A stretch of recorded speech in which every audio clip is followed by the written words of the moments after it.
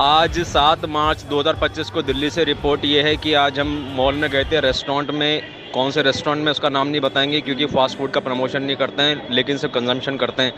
तो वहाँ पर 2 लड़कियाँ बैठी हुई थी, हम उनकी बगल की सीट पे बैठे हुए थे। तो हमने उनसे कुछ बातचीत शुरू की। वो कैसे शुरू की वो हम फ्री में नहीं बताएंगे। हा हा हा तो फिर वो थोड़ी अनकंफर्टेबल सीट्स थी, तो उसके कुछ दूरी पर जाकर हम बैठ गए। थोड़ी कंफर्टेबल सीट थी, लेकिन उनके बगल में ही थी वो भी। तो सामने एक आदमी भी आकर बैठ गया। ठीक है, अभी जब लड़कियां जाने लगी तो मेरी इनसे बातचीत हो गई थी कि पैम्फलेट मैं इनको पकड़ा दूंगा जाते समय और ये सब्सक्राइब कर देंगे चैनल को। ठीक है, तो वो जाने लगी तो मैंने उनकी तरफ देखते हुए अपने हाथ से बैग में से पर्चा निकाल के दे दिया। ठीक है, तो ये किस्सा ख़त्म हो गया। अब जब सामने वाले के साथ बातचीत ख़त्म हुई तो सामने वाले को भी जब पर्चा हमने बैग में से निकाल के दिया ना, तो हमारे हाथ में जो पर्चा आया ना, वो तो किसी सैलून का पर्चा था। सैलून का पर्चा था, मतलब कि जो लड़की को जो पर्चा दिया गया था वो मैंने देखा नहीं। मैं तो झोले में हाथ डाला और पर्चा निकाला, क्योंकि झोले में तो वही पर्चा रहता है जो हमारा पर्चा है, सुपीरियर सोसाइटी का। तो उसकी आंखों में आके डाल के मैंने पर्चा उसको पकड़ा दिया और वो चली गई। जब सामने वाले आदमी से बातचीत हुई, उसको पर्चा पकड़ाने की बारी आई तो हाथ में ये पर्चा है। तो हमको याद आया कि कल हम इसी मॉल में थे और एक आदमी सैलून का पर्चा बांट रहा था, तो उसके साथ इंटरेक्शन करते समय वो पर्चा हमने ले लिया और वो झोले में डाल लिया। तो जब दूसरा पर्चा हमारे हाथ में आया ना, तो वो सैलून का पर्चा था। क्या, तो ये सीन है। तो ऐसी रिपोर्ट है। अच्छा, अब उसी रेस्टोरेंट में 2-3 दिन पहले भी हम गए थे, तो वहाँ पर एक फैमिली आई हुई थी, उसको हमने कैसे हड़का दिया उसकी रिपोर्ट भी हम देते हैं। Please understand. तो कुछ दिन पहले हम इसी रेस्टोरेंट में थे। एक सीट थी वहाँ पर, 4 सीट थी एक टेबल पे। तो हमने अपना झोला वहाँ पर रखा और हम ऑर्डर प्लेस करने चले गए। जब हम वापस आए तो देखा कि एक अंकल आंटी और उनका एक जवान सा लड़का, लंबा चौड़ा, मेरे से भी एकदम डबल, वो वहाँ पर आकर कब्जा करके बैठ गए। और मेरा जो झोला है वो बगल की टेबल पे, जो छोटी वाली गंदी वाली अनकंफर्टेबल टेबल है, उसके ऊपर रख दिया वो। तो जब मैं वापस आया तो सबसे पहले मैंने काम क्या किया कि एक और थर्ड प्रकार की कोई टेबल थी, पहले तो उसको गुप्चा कैप्चर किया, वहाँ पे जाके अपना सामान रख दिया। फिर अपना झोला जब उठाने के लिए मैं गया उस फैमिली के पास में, तो मैंने उनको बोला कि ये तो यहाँ पर रखा हुआ था, आपने हमारी अनुमति के बगैर ये हमारा झोला क्यों हटा दिया? तो स्तब्ध तीनों के तीनों, मम्मी पापा और बेटा। Please understand. तो जब हम उनके पास गए और हमने बोला कि ये हमारा बैग तो यहाँ रखा हुआ था, आपने यहाँ से उठाकर यहाँ कैसे रख दिया हमारी अनुमति के बिना? तो पहली बात तो वो चौंक गए, क्योंकि हमने ऐसे पहने हुए थे छपरी टाइप के कपड़े, शर्ट, जैकेट और बाल खड़े हुए और काला चश्मा फुल।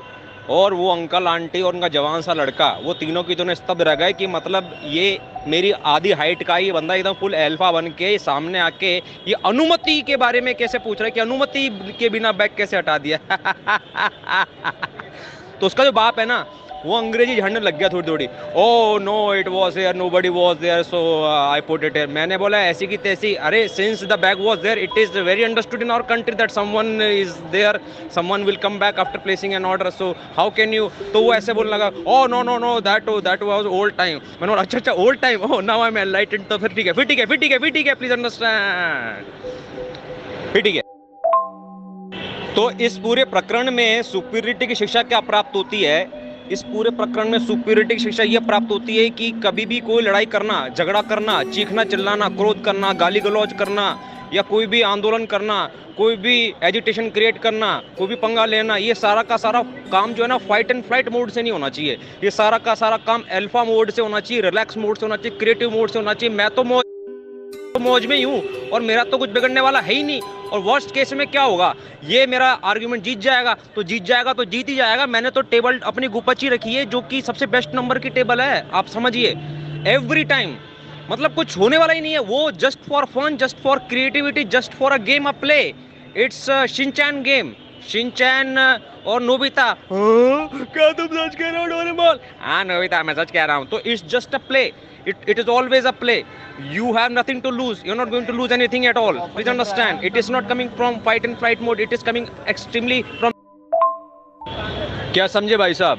तो जिंदगी में जब भी हमने कहीं एजिटेशन किया है, कोई लड़ाई की है, झगड़ा किया है, गाली गलौज की है, किसी को हड़काया, धमकाया है, कुछ भी किया है, जिंदगी में ले लो और पिछले पूरे 9 साल में तो ले ही लो, मतलब पूरा माइंडफुली किया है, पूरा फुल विवेक से और कॉन्शियस से किया है, और उसके बदले में जो भी उसका रिपरकशन होगा उसके लिए हम 101% तैयार है, पूरा होश में और कॉन्शियसली और अवेयरनेस में और सजगता के साथ में किया हमने हर झगड़ा, लड़ाई और गाली गलौज। Please understand very very very very very very clearly, exclusively for fun, कि उससे कुछ नुकसान होने ही नहीं वाला है, कुछ नुकसान होने ही नहीं वाला है, क्योंकि जिंदगी में फायदा किससे होना चाहिए था? सेल्फ एक्सप्रेशन से होना चाहिए था। तो ये झगड़ा करने मात्र से मेरा फायदा हो चुका है। Please understand, there is nothing to lose and there is no greed for winning.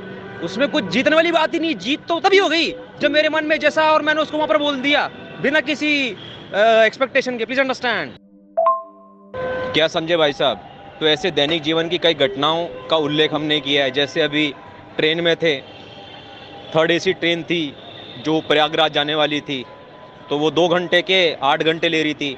तो वो 2 घंटे के अंतराल में जो लोकल वहाँ पे कुछ औरतें चढ़ गई, 3-4 औरतें AC के अंदर, और दे पकड़ पकड़ पकड़ पकड़ दे पकड़ पकड़ मारने लगी। क्या मेरा तो मन कर ही रहा था गोली मार दूं स्क्विड गेम की तरह है, पर ठीक है, मेरी जीत वहाँ पर क्लियर हो गई कि यहाँ पर मेरी जीत तो होगी नहीं। मतलब मेरी जीत तो तभी होगी जब मैं इनको गोली मार दूंगा।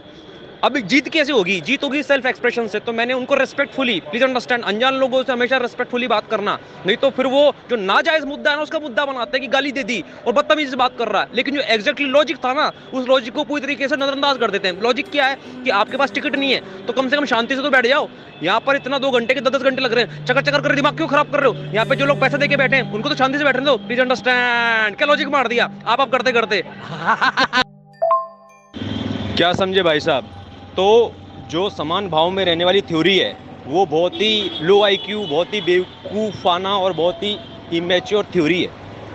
क्योंकि जो ये लिम्बिक सिस्टम है, जो 50 ट्रिलियन सेल्स हैं, इनके अंदर एक फ्लेक्सिबिलिटी होनी चाहिए। मतलब कोई इंसान दुख महसूस करता है या खुशी महसूस करता है या उत्साह महसूस करता है तो उसका पूरा शरीर महसूस करता है, तो उसके शरीर के अंदर वो प्लास्टिसिटी होनी चाहिए, वो लचीलापन होना चाहिए, वो फ्लेक्सिबिलिटी होनी चाहिए। तो फ्लेक्सिबिलिटी कब आएगी?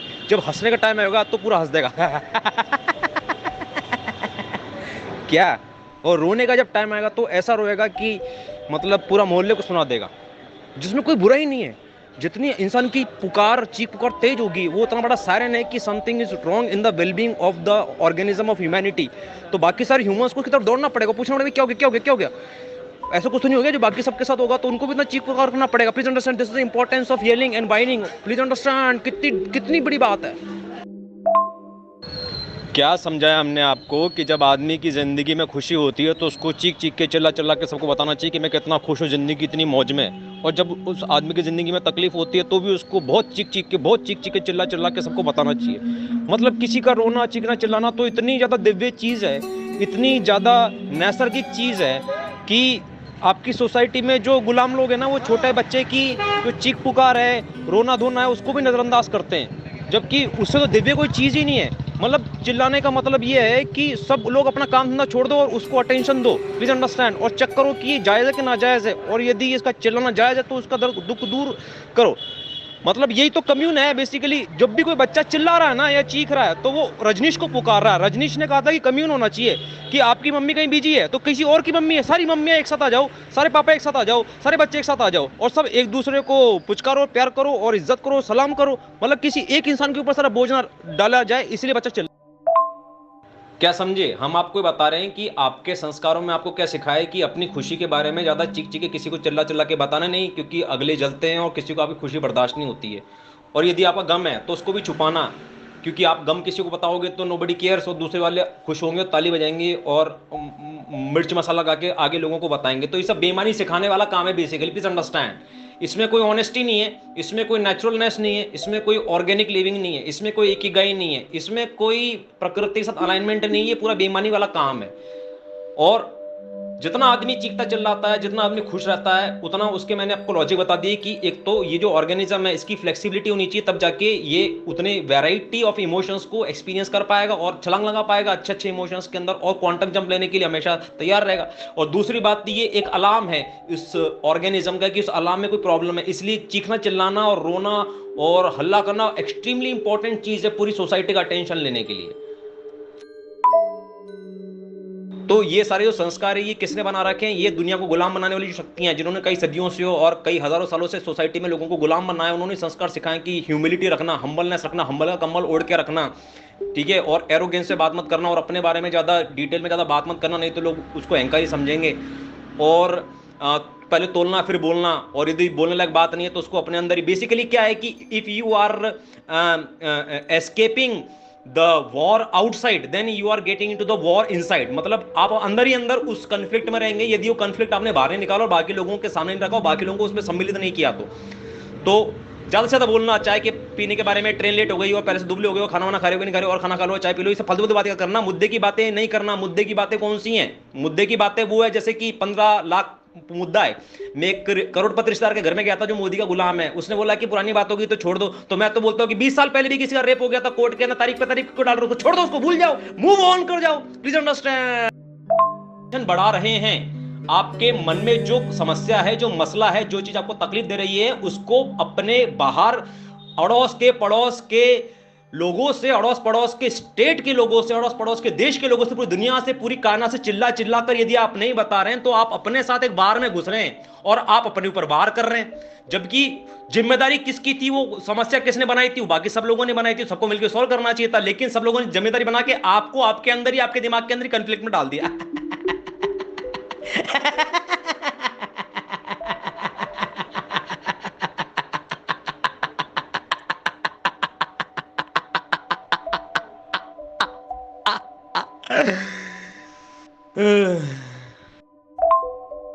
तो क्या समझे, आपका शोषण करने के लिए, आपको गुलाम बनाने के लिए और आपसे आपका वेलबींग का अधिकार छीनने के लिए ऐसे संस्कार और रीति रिवाज डाले गए हैं कि हम्बल बन के रहना, पहले तोलना फिर बोलना, अपने बारे में ज्यादा चार बातें अगर सत्य भी हैं तो बताना नहीं क्योंकि वो अहंकार होता है, और फिर खूब बोलना और कम नहीं बोलना और गम नहीं बोलना। जो हमने कविता लिखी, कम बोलो और गम बोलो, को उसका अभ्यास नहीं करना, बस बकर बकर मारना, फालतू बकवास करना, ठीक है, टाइम पास करना, सतही कन्वर्सेशन करना, और मम्मी पापा चाचा चाची ये सब चलता रहे, चलता चलता चलता चलता चलता चलता रहे, चलता चलता चलता चलता चलता चलता चलता चलता रहे, ठीक है। और जो असली मुद्दे हैं, देखो बाजार जो है ना आपको कैसे गुलाम बनाता है। 20 साल पहले एक इंफॉर्मेशन एक बार आपके कान में डाली गई थी, भले वो आपके वेलबींग के लिए सबसे ज्यादा इंपॉर्टेंट थी, आपने उसको बुला दिया। क्यों? क्योंकि 20 दिन पहले कोई इंफॉर्मेशन 20 बार डाली गई थी और 20 दिन से 20 बार डाली जा रही है, तो आपको वो चीज ज्यादा इंपॉर्टेंट लग रही है। सारे के सारे गुलाम जो लोग वो आईआईटी बाबा के पीछे पक गए। अरे 15 लाख को कैसे भूल गया यार तू? तेरा तू अपना 15 लाख भुला के आईआईटी बाबा के पीछे कैसे पड़ सकता है?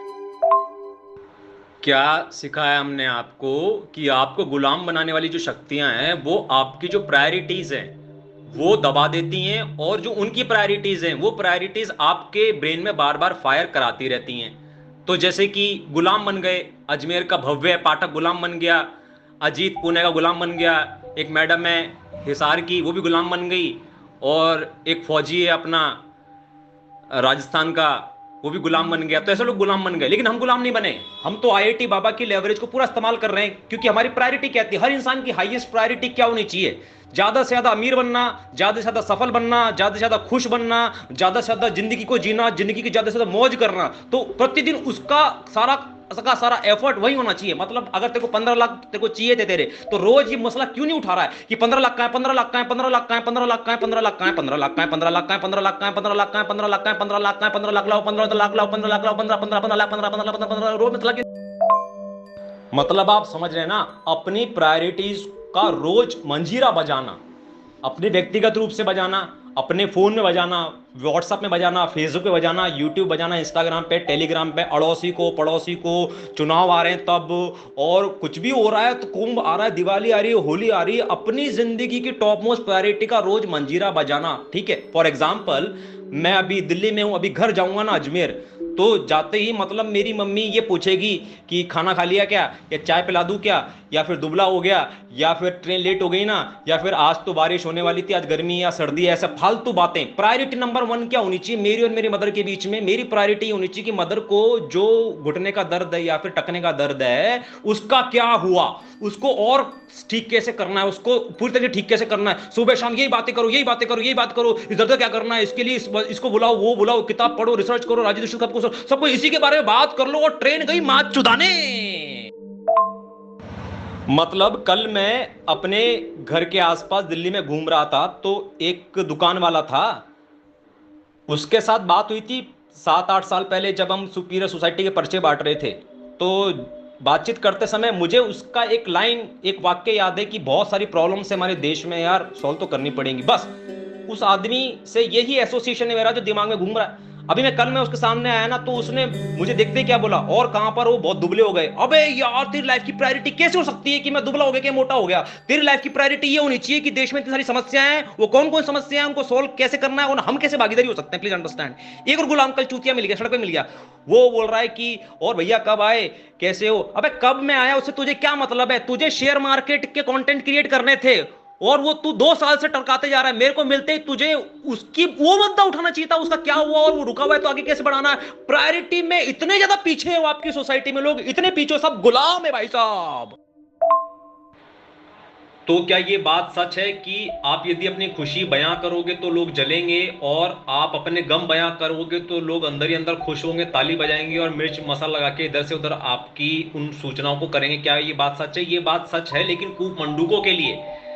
जो आदमी 25 साल से उसके घर के सामने खाली प्लॉट पड़ा हुआ है, उसी को देखे जा रहा है, तो प्लॉट उसके दिमाग में फिट हो चुका है। फिर वही मकान है, वही दुकान है, और फिर वही टीवी है, वही बीवी है, वही खाना खो जाना, वही रूटीन है, तो सो जाना है, वही बाथरूम है। तो ऐसा है। लेकिन आप अपने गम को पूरे शहर को बांट दो, पूरे देश में बांट दो, पूरी दुनिया में चीख चीख के चिल्ला चिल्ला के बोलो कि मेरे को ये दिक्कत है, मेरे को ये दिक्कत है, मेरे को ये दिक्कत है, आज उसको सॉल्व करो, आ जाओ उसको सॉल्व करो, क्योंकि मेरी अकेले की वजह से दिक्कत नहीं, तुम सबकी वजह से दिक्कत है, सरकार की वजह से दिक्कत है, अखबार की वजह से दिक्कत है, तुम सबको भी दिक्कत हो सकती है, किसी को भी दिक्कत हो सकती है, किसी को भी दिक्कत ना हो, तुम सबको भी दिक्कत हो, तुम्हें कोई दिक्कत हो रही तो आ जाओ, आ जाओ उसको सॉल्व करो, मेरे को दिक्कत है, मेरे को दिक्कत है, मेरे को दिक्कत है, मेरे को दिक्कत है। पूरे चीन से लेकर जापान से लेकर अमेरिका, ऑस्ट्रेलिया, सब जगह अपनी समस्या फैला दो, उसको सॉल्व करने को जिंदगी की पहली प्राथमिकता बनाओ। Please understand.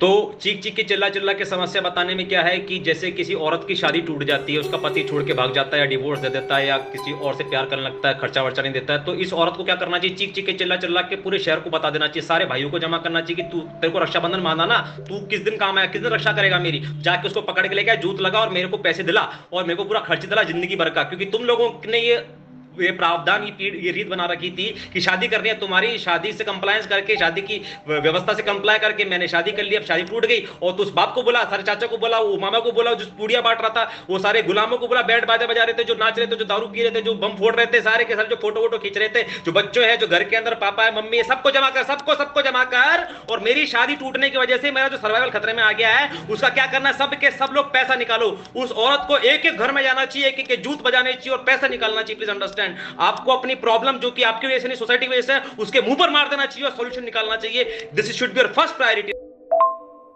तो हमने देखो 9 साल तक अपनी पहली प्राथमिकता को कभी नहीं भुलाया। इतना होश पूर्वक, इतनी ईमानदारी से, इतने पूरे ईमान से, पूरे विवेक से, फुल कॉन्शियस में लेके अपनी जो पहली प्रायोरिटी है उसको हमेशा याद रखा। और पूरी सोसाइटी में 9 साल से हम पूरे इंटरनेट पर, पूरी दुनिया में चीख चीख कर अपनी फर्स्ट प्रायोरिटी बता रहे हैं। फर्स्ट प्रायोरिटी क्या है कि मैं अच्छे बच्चे की तरह स्कूल गया, अच्छे बच्चे की तरह आपके सोसाइटी के सब नियमों का पालन किया। उसके बाद मैंने 3200 प्रकार के स्किल सीखे। उसके बाद तुमने इस प्रकार की रोस्चाइल्ड की और नॉन आरटीआर वाली और जूरी नॉन जूरी वाली ऐसी व्यवस्था बना रखी है जिसकी वजह से मेरा सर्वाइवल खतरे में आ रहा है। तो एक काम करो, तुम सब के सब पैसा निकालो, हर महीने का पैसा निकालो, पैसा निकालो, पैसा निकालो, पैसा निकालो, मार्च का पैसा निकालो, फरवरी का पैसा निकालो, दिसंबर का पैसा निकालो, अप्रैल का पैसा निकालो, पैसा निकाल, पैसा निकाल, पैसा निकाल, पैसा निकाल, पैसा निकाल, पैसा निकाल, पैसा निकाल, पैसा निकाल, पैसा निकाल, पैसा निकाल, पैसा निकाल कर करके 9 साल से करोड़पति की गई लाइफ जी रहा हूं हम। क्यों? क्योंकि हमने अपनी प्रायोरिटी को हमेशा नंबर 1 प्रायोरिटी रखा है। Please understand.